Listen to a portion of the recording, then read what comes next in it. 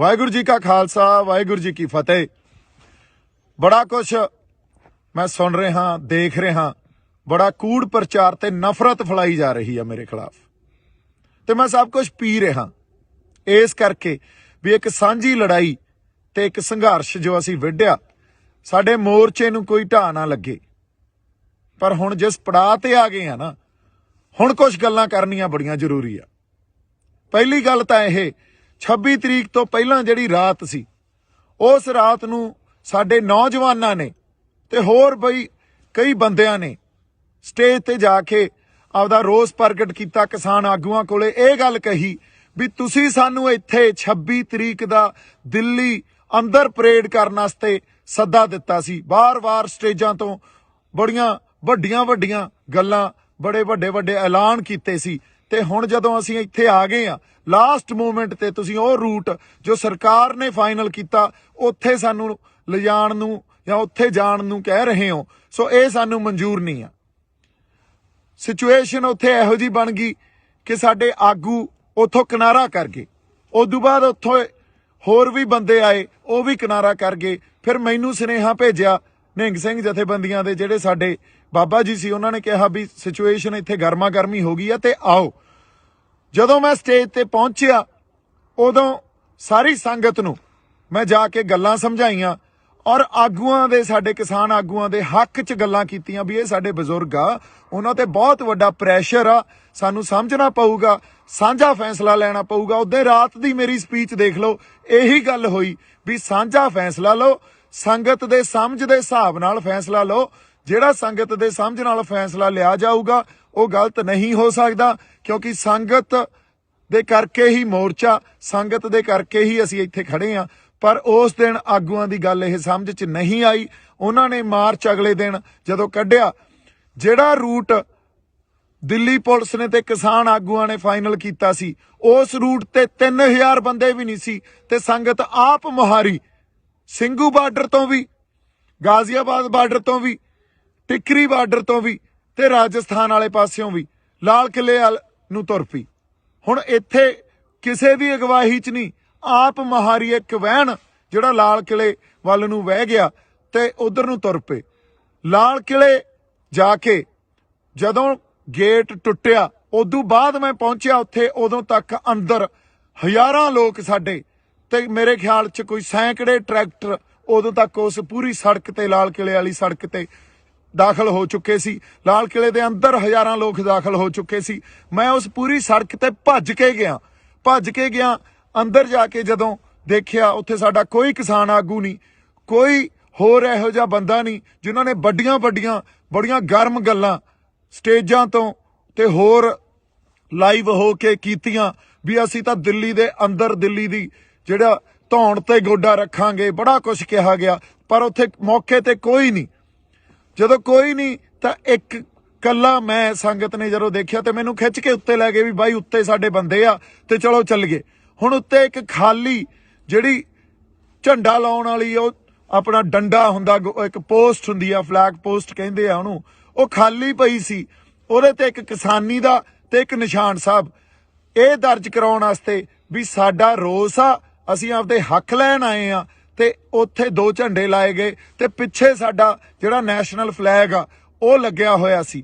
ਇਹ ਗੱਲ ਜਦੋਂ ਅਸੀਂ ਸਮਝਦੇ ਆ, ਅੱਛਾ ਕਿਸੇ ਦੇ ਮਨ 'ਚ ਕੋਈ ਡਰ ਨਹੀਂ, ਕੋਈ ਭੈ ਨਹੀਂ, ਕਿਉਂ? ਕਿਉਂਕਿ ਕਿਸੇ ਨੇ ਕੋਈ ਗੱਲ ਗਲਤ ਤਾਂ ਕੀਤੀ ਨਹੀਂ, ਨਾ ਉੱਥੇ ਕੋਈ ਹਿੰਸਾ ਕੀਤੀ, ਨਾ ਕਿਸੇ ਪਬਲਿਕ ਪ੍ਰੋਪਰਟੀ ਨੂੰ ਅਸੀਂ ਡਿਸਟਰੋਏ ਕੀਤਾ ਜਾਂ ਉਹਨਾਂ ਨੂੰ ਨੁਕਸਾਨ ਪਹੁੰਚਾਇਆ, ਨਾ ਕਿਸੇ ਬੰਦੇ ਨੂੰ ਅਸੀਂ ਮਾਰਿਆ ਕੁੱਟਿਆ, ਨਾ ਸਾਡੇ ਬੰਦੇ ਤੇ ਕੋਈ ਇਹੋ ਜੀ ਗੱਲ ਹੋਈ ਵੀ ਕੋਈ ਫੱਟੜ ਹੋ ਗਿਆ ਹੋਵੇ ਜਾਂ ਸਾਡੇ ਬੰਦੇ ਤੇ ਕੋਈ ਕਿਸੇ ਨੇ ਡੰਡੇ ਚਲਾਏ। ਹੁਣ ਬੜਾ ਜਾਬਤੇ 'ਚ ਰਹਿ ਕੇ ਅਸੀਂ ਸਾਰੀਆਂ ਗੱਲਾਂ ਕੀਤੀਆਂ, ਕੋਈ ਭੈ ਨਹੀਂ, ਜਾਹੋ ਜਲਾਲ ਵੀ ਦੇਖੋ ਅਸੀਂ ਆਪਦਾ ਰੋਸ, ਆਪਦੇ ਹੱਕ ਲੈਣ ਆਏ ਆ ਤੇ ਸਰਕਾਰ ਨੂੰ ਦਿਖਾ ਰਹੇ ਆ ਵੀ ਅੱਜ ਸਾਡੇ ਹੱਕ ਸਾਨੂੰ ਦਿੱਤੇ ਜਾਣ, ਇਹਨਾਂ ਗੱਲਾਂ ਤੇ ਗੌਰ ਕੀਤਾ ਜਾਵੇ। ਕਿਉਂਕਿ ਪਿਛਲੇ 6 ਮਹੀਨਿਆਂ ਤੋਂ ਜਿਸ ਤਰ੍ਹਾਂ ਦਾ ਜੋ ਸਰਕਾਰ ਨੇ ਆਪਦਾ ਰਵੱਈਆ ਸਾਡੇ ਤਰਫ ਦਿਖਾਇਆ ਉਹ ਬਹੁਤ ਹੀ ਆਪਾਂ ਕਹਿ ਲਈਏ ਵੀ ਚੰਗਾ ਨਹੀਂ ਆ। ਉਹ ਤਾਂ ਸਾਡੀ ਬਾਰ-ਬਾਰ ਬੇਇੱਜ਼ਤੀ ਕਰਦੇ ਰਹੇ।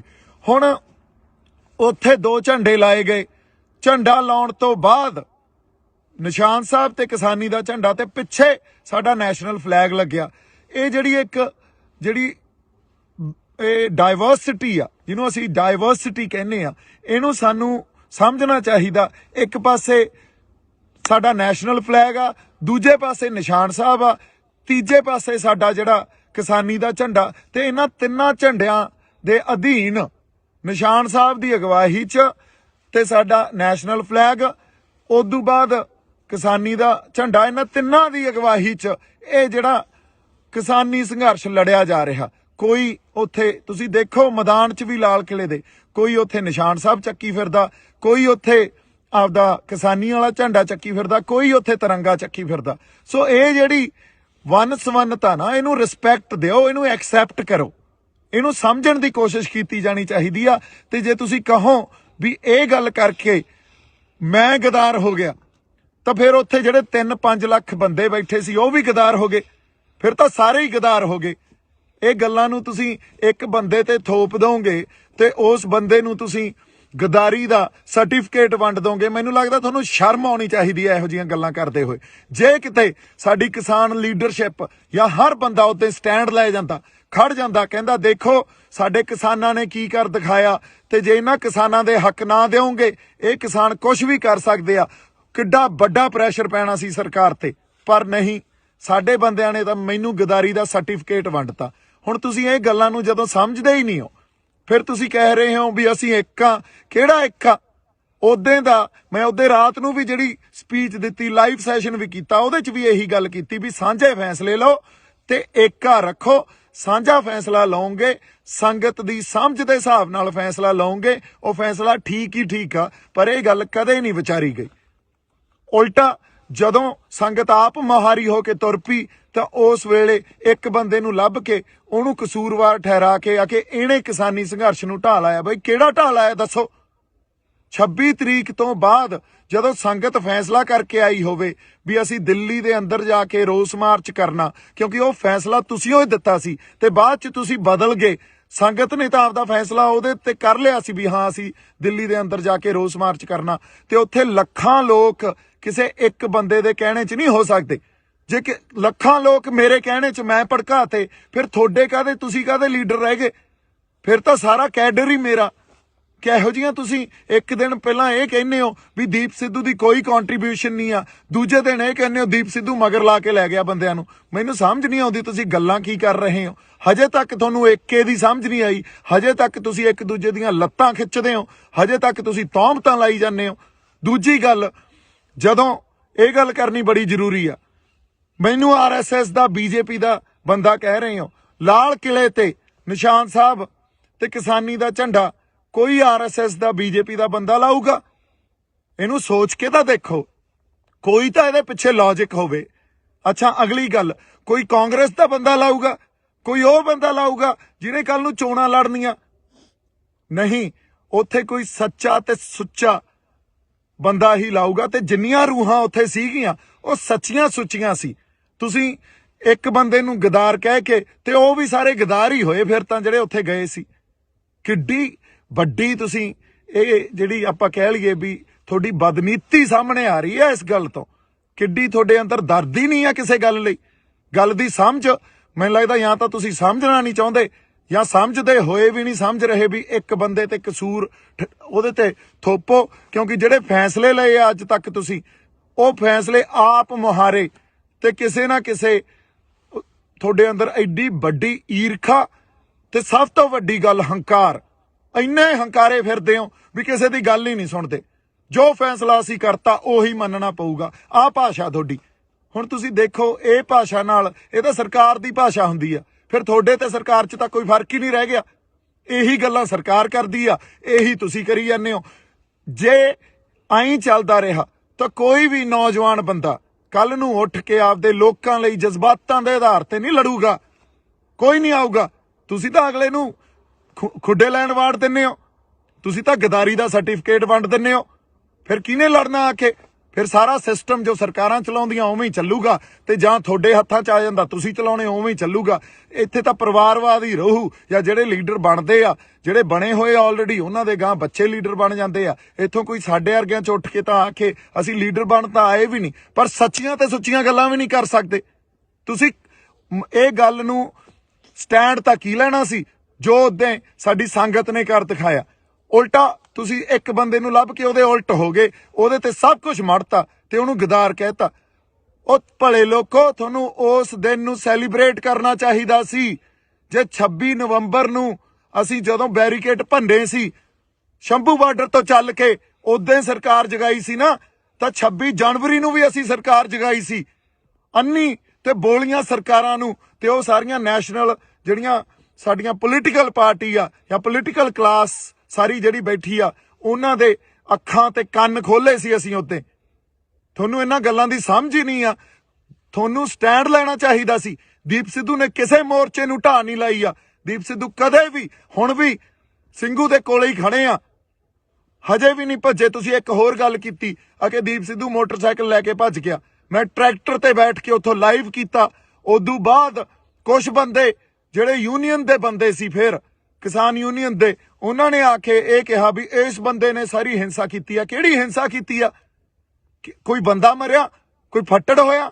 ਲਾਲ ਕਿਲੇ 'ਚ ਅਸੀਂ ਕਿਸੇ ਪ੍ਰਾਪਰਟੀ ਨੂੰ ਨੁਕਸਾਨ ਪਹੁੰਚਾਇਆ ਜਾਂ ਕਿਸੇ ਉੱਥੇ ਜਿਹੜੇ ਸਾਡੀ ਪੁਲਿਸ ਸੀ, ਜਿਹੜੀ ਦਿੱਲੀ ਪੁਲਿਸ ਸੀ, ਉਹਨੂੰ ਨੁਕਸਾਨ ਪਹੁੰਚਾਇਆ? ਉਲਟਾ ਪੁਲਿਸ ਦੇ ਨਾਲ ਲੱਗ ਕੇ ਜਦੋਂ ਝੰਡੇ ਉੱਤੇ ਵਿਰੋਧ ਅਸੀਂ ਕਰਨ ਲਈ ਲਾਤੇ, ਉਹ ਪੁਲਿਸ ਦੇ ਨਾਲ, ਉਹ ਪੁਲਿਸ ਵਾਲੇ ਸਾਨੂੰ ਆ ਕੇ ਕਹਿੰਦੇ ਯਾਰ ਤੁਹਾਡੇ ਵਰਗੇ ਬੰਦੇ ਨਹੀਂ ਦੇਖੇ, ਕਿਸੇ ਨੇ ਕੁਛ ਨੁਕਸਾਨ ਨਹੀਂ ਪਹੁੰਚਾਇਆ। ਤੇ ਪੁਲਿਸ ਨੇ ਨਾਲ ਲੱਗ ਕੇ ਇਹ ਕਿਹਾ ਵੀ ਚਲੋ ਠੀਕ ਆ, ਤੁਸੀਂ ਜੋ ਕਰਨਾ ਕਰ ਲਓ ਤੇ ਉਦੋਂ ਬਾਅਦ ਪਲੀਜ਼ ਇੱਥੋਂ ਚਲੇ ਜਾਇਓ। ਹੁਣ ਅਗਲੀ ਗੱਲ, ਮੋਟਰਸਾਈਕਲ ਲੈ ਕੇ ਭੱਜਿਆ। ਉਹ ਜਦੋਂ ਮੈਂ ਲਾਈਵ ਕੀਤਾ ਟਰੈਕਟਰ ਤੇ ਬਹਿ ਕੇ, ਕੁਝ ਬੰਦੇ ਕਿਸੇ ਖਾਸ ਕਿਸਾਨ ਯੂਨੀਅਨ ਦੇ ਜਿਹੜੇ ਸੀਗੇ, ਉਹਨਾਂ ਨੇ ਇਹ ਗੱਲ ਕਹੀ ਵੀ ਇਸ ਬੰਦੇ ਨੇ ਹਿੰਸਾ। ਕਿਹੜੀ ਹਿੰਸਾ ਭੜਕਾਈ ਆ? ਦੱਸੋ ਤਾਂ ਸਹੀ। ਕੋਈ ਬੰਦਾ ਮਰਿਆ ਹੋਵੇ, ਕਿਸੇ ਦੀਆਂ ਲੱਤਾਂ ਟੁੱਟੀਆਂ ਹੋਣ, ਕਿਸੇ ਦੇ ਮੋਢੇ, ਕਿਸੇ ਦੀਆਂ ਬਾਹਾਂ ਟੁੱਟੀਆਂ ਹੋਣ ਯਾਰ। ਸੋ ਐਨੀਵੇਜ਼ ਉਹਨਾਂ ਨੇ ਇਹ ਗੱਲ ਕੀਤੀ। ਹੋਰ 4-5 ਬੰਦੇ ਆ ਗਏ ਤੇ ਸਾਡੇ ਬੰਦਿਆਂ ਨੇ ਜਿਹੜੇ ਉੱਥੇ, ਕੁਝ ਮੈਨੂੰ ਤਾਂ ਜਾਣਦੇ ਵੀ ਨਹੀਂ, ਮੈਂ ਤਾਂ ਇਕੱਲਾ ਫਿਰਦਾ ਸੀ। ਜਦੋਂ ਲਾਲ ਕਿਲੇ ਤੋਂ ਉਹ ਅਸੀਂ ਦੋਨੇ ਝੰਡੇ ਉੱਤੇ ਲਾ ਕੇ ਥੱਲੇ ਆਏ ਆ, ਲੋਕਾਂ ਨੇ ਹੱਥਾਂ ਤੇ ਚੱਕ ਲਿਆ। ਲੋਕਾਂ ਨੇ ਕਿਹਾ ਬਾਈ ਟਰੈਕਟਰ ਤੇ ਖੜਾ ਹੋ ਕੇ ਬੋਲ ਕੁਛ। ਉੱਥੋਂ ਵੀ ਟਰੈਕਟਰ ਤੇ ਖੜੇ ਹੋ ਕੇ ਮੈਂ ਇਹੀ ਗੱਲ ਕੀਤੀ ਵੀ ਸਾਡੇ ਆਗੂਆਂ ਨੂੰ, ਸਤਿਕਾਰਯੋਗ ਆਗੂਆਂ ਨੂੰ ਬੇਨਤੀ ਆ ਵੀ ਆ ਕੇ ਕੋਈ ਪ੍ਰੋਗਰਾਮ ਦੇਣ। ਜੇ ਇੱਥੇ ਬਹਿਣਾ ਕਿ ਵਾਪਸ ਜਾਣਾ ਸਾਨੂੰ ਦੱਸਣ। ਤੇ ਉਦੋਂ ਬਾਅਦ ਕਿਸੇ ਨੇ ਕੋਈ ਕੰਟੈਕਟ ਨਹੀਂ ਕੀਤਾ। ਬਾਈ ਜੀ ਜਿਹੜੇ RSS ਦੇ ਏਜੰਟ ਸੀ ਨਾ, ਉਹ ਤਾਂ ਬਾਹਰ ਸੀ, ਫਿਰ ਅੰਦਰ ਉੱਥੇ ਕੋਈ RSS ਦਾ ਏਜੰਟ ਨਹੀਂ ਸੀ। ਅੰਦਰ ਤਾਂ ਉਹ ਬੰਦਾ ਸੀ ਜੋ ਸੱਚੀ ਤੇ ਸੁੱਚੀ ਆਪਦੇ ਅੰਦਰ ਨੇਕ ਆਤਮਾ ਲੈ ਕੇ ਜਜ਼ਬਾਤਾਂ ਦੇ ਆਧਾਰ ਤੇ ਤੁਹਾਡੇ ਨਾਲ ਖੜਾ ਸੀ। ਉਹ ਤਾਂ ਸਾਰੇ ਏਜੰਟ ਤਾਂ ਬਾਹਰ ਸੀ, ਉੱਥੇ ਕੋਈ ਨਹੀਂ ਵੜਿਆ। ਉੱਥੇ ਤਾਂ ਸੰਗਤ ਗਈ ਆ। ਸੰਗਤ 'ਚ ਗੁਰੂ ਦਾ ਵਾਸ ਆ। ਜੇ ਗੁਰੂ 20 ਵਿਸਵੇ ਆ ਤਾਂ ਸੰਗਤ 21 ਵਿਸਵੇ ਆ। ਸੰਗਤ ਦੇ ਫੈਸਲਿਆਂ ਨੂੰ ਪਛਾਣੋ, ਸੰਗਤ ਦੇ ਫੈਸਲਿਆਂ ਨੂੰ ਤੁਸੀਂ ਦੇਖੋ, ਮਹਿਸੂਸ ਕਰੋ। ਹਜੇ ਵੀ ਟਾਈਮ ਆ ਤੁਹਾਡੇ ਕੋਲੇ।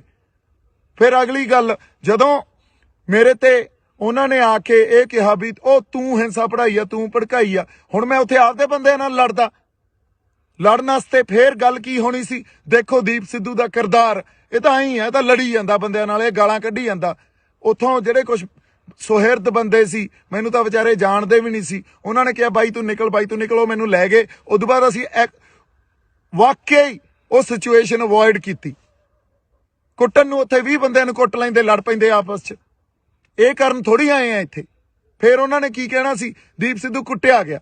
ਕਿਉਂਕਿ ਤੁਹਾਨੂੰ ਤਾਂ ਇੱਕ ਖਬਰ ਚਾਹੀਦੀ ਆ, ਉਹ ਖਬਰ ਨੂੰ ਤੁਸੀਂ ਵਾਰ-ਵਾਰ ਦੇਖੋਗੇ, ਵਾਰ-ਵਾਰ ਦੇਖੋਗੇ। ਇਹ ਤਾਂ ਸਾਡੀ ਮਾਨਸਿਕਤਾ ਰਹਿ ਗਈ ਯਾਰ। ਕਿੱਥੇ ਬੈਠੇ ਆ ਅਸੀਂ ਆਪਦੀ ਹੋਂਦ ਦੀ ਲੜਾਈ ਲੜ ਰਹੇ ਆ। ਹੋਂਦ ਦੀ ਲੜਾਈ 'ਚ ਤੁਸੀਂ ਇੱਕ ਮੋਟਰਸਾਈਕਲ ਦੀ ਵੀਡੀਓ ਜਿਹਦਾ ਕੋਈ ਸੱਚ ਤੁਹਾਨੂੰ ਪਤਾ ਨਹੀਂ, ਤੁਸੀਂ ਉਹ ਦੇਖ ਕੇ ਘਸਾਤੀ। ਐਡੀ ਮਾਨਸਿਕਤਾ ਤੁਹਾਡੀ ਯਾਰ ਗੰਦੀ। ਹੁਣ ਮੈਂ ਕੀ ਗੱਲਾਂ ਕਰਾਂ ਤੁਹਾਡੇ ਨਾਲ? ਜੇ ਮੈਂ ਬਾਹਲੀਆਂ ਗੱਲਾਂ ਖੋਲੂੰਗਾ ਨਾ, ਹਜੇ ਤਾਂ ਬਹੁਤ ਗੱਲਾਂ ਖੋਲ ਸਕਦਾ ਮੈਂ, ਬੜੀਆਂ ਗੱਲਾਂ ਖੋਲੀਆਂ ਜਾ ਸਕਦੀਆਂ, ਪਰ ਹਜੇ ਟਾਈਮ ਨਹੀਂ ਆ। ਹਜੇ ਬਹੁਤ ਗੱਲਾਂ ਨੂੰ ਪੀਣਾ ਪਊਗਾ। ਪਰ ਮੈਂ ਸੱਚ ਨੂੰ ਸਾਹਮਣੇ ਲਿਆ ਕੇ ਤੁਹਾਡੇ ਰੱਖੂੰਗਾ, ਦਲੀਲ ਰੱਖੂੰਗਾ। ਇੱਕ ਗੱਲ ਦੀ ਦਲੀਲ ਦੇਵਾਂਗਾ ਤੁਹਾਨੂੰ। ਤੁਸੀਂ ਯਾਰ ਸਮਝੀ ਕੀ ਬੈਠੇ ਹੋ ਆਪਦੇ ਆਪ ਨੂੰ? ਇੱਥੇ ਜਾਣ ਤਲੀ ਤੇ ਰੱਖ ਕੇ ਸਿਰ ਧੜ ਦੀ ਬਾਜੀ ਲਾਈ ਹੋਈ ਆ। ਜਿਹੜੇ ਬੰਦੇ ਨਾਲ ਕੋਈ ਨਹੀਂ ਬੋਲਿਆ, ਹਜੇ ਤੱਕ ਕੋਈ ਨਹੀਂ ਖੜਿਆ। ਗਦਾਰੀ ਦੇ ਸਰਟੀਫਿਕੇਟ ਵੰਡਤੇ ਤੁਸੀਂ। ਬਾਈ ਜੀ ਕੋਈ ਤੁਹਾਡੇ ਲਈ ਪੈਦਾ ਨਹੀਂ ਹੋਊਗਾ। ਕੋਈ ਤੁਹਾਡਾ ਆ ਕੇ ਇਹ ਨਹੀਂ ਕਹੂਗਾ ਵੀ ਮੈਂ ਤੁਹਾਡੇ ਲਈ ਲੜਦਾ ਯਾਰ, ਤੁਹਾਡੇ ਹੱਕਾਂ ਖਾਤਰ ਲੜਦਾ। ਬਦਲੋ, ਹਜੇ ਵੀ ਬਦਲ ਦਿਓ ਆਪਦੀ ਮਾਨਸਿਕਤਾ ਨੂੰ ਤੇ ਸਾਡੇ ਢੰਗ ਬਦਲੋ। ਜੇ ਨਹੀਂ ਬਦਲੇ ਤਾਂ ਪਛਤਾਓਗੇ। ਮੈਂ ਹੁਣ ਐਨੀਵੇਜ਼ ਬਹਾ 'ਚ ਬਹਿ ਜਾਨਾ, ਜਜ਼ਬਾਤਾਂ ਦੇ ਬਹਾ 'ਚ ਬਹਿ ਜਾਨਾ। ਆਪਾਂ ਉਹਦੇ ਰਾਤ ਨੂੰ ਜਿਹੜੇ ਸਟੇਜ ਤੇ ਬੰਦੇ 25 ਤਰੀਕ ਦੀ ਰਾਤ ਨੂੰ ਸਟੇਜ ਤੇ ਮੌਜੂਦ ਸੀ ਨਾ, ਉਹਨਾਂ ਨੂੰ ਪੁੱਛਿਓ, ਉਹਨਾਂ ਨੂੰ ਦੀਪ ਸਿੱਧੂ ਦਾ ਕਿਰਦਾਰ ਪੁੱਛਿਓ। ਦੀਪ ਸਿੱਧੂ ਦਾ ਕਿਰਦਾਰ, ਸਰਕਾਰ ਤਾਂ ਅੱਜ ਮੇਰੇ ਪਿੱਛੇ, ਮੈਂ ਤੁਹਾਨੂੰ ਇੱਕ ਗੱਲ ਦੱਸ ਦਿੰਨਾ, ਸਰਕਾਰ ਨੇ ਮੇਰੇ ਪਿੱਛੇ ਬੰਦੇ ਲਾ ਦੇਣੇ ਆ ਵੀ ਕਿਸੇ ਵੀ ਢੰਗ 'ਚ ਇਹਨੂੰ ਮਾਰੋ। ਮੈਂ ਫੇਰ ਖੜਾ, ਤੁਸੀਂ ਗਦਾਰ ਦਾ ਸਰਟੀਫਿਕੇਟ ਦੇਈ ਜਾਂਦੇ ਹੋ, ਮੈਂ ਫੇਰ ਖੜਾ। ਔਰ ਬਹੁਤ ਕੁਝ ਪੀ ਬੈਠਾ ਹਜੇ ਅੰਦਰ। ਜੇ ਮੈਂ ਕਿਤੇ ਪਰਤਾਂ ਫਰੋਲਣ ਤੇ ਆ ਗਿਆ ਨਾ, ਤੇ ਇਹ ਸਾਰਾ ਕੁਝ ਖੋਲਣ ਤੇ ਆ ਗਿਆ, ਜਿਹੜੇ ਗੁੱਜੇ ਭੇਦ ਹੁੰਦੇ ਆ, ਤਾਂ ਇੱਥੇ ਭੱਜਿਆਂ ਨੂੰ ਰਾਹ ਨਹੀਂ ਮਿਲਣੇ। ਹੁਣ ਇੱਕ ਹੋਰ ਗੱਲ, ਇਹ ਗੱਲ ਮੈਂ ਡਾਇਲੌਗ 'ਚ ਨਹੀਂ ਬੋਲੀ ਸੀ, ਇਹ ਗੱਲ ਯਾਦ ਰੱਖਿਓ। ਭੱਜਣ ਵਾਲੇ ਨੂੰ ਧਰਤੀ ਚਾਹੀਦੀ ਹੁੰਦੀ ਆ ਤੇ ਉੱਡਣ ਵਾਲੇ ਨੂੰ ਅਸਮਾਨ, ਤੇ ਮੈਨੂੰ ਇਹ ਦੋਵੇਂ ਚਾਹੀਦੇ ਆ। ਹੁਣ ਇਹ ਜਿੱਥੇ ਵੀ ਮਿਲਣਗੇ, ਜਿਵੇਂ ਵੀ ਮਿਲਣਗੇ, ਮੈਂ ਛੱਡਣੇ ਨਹੀਂ ਆ, ਯਾਦ ਰੱਖਿਓ ਇਹ ਗੱਲ।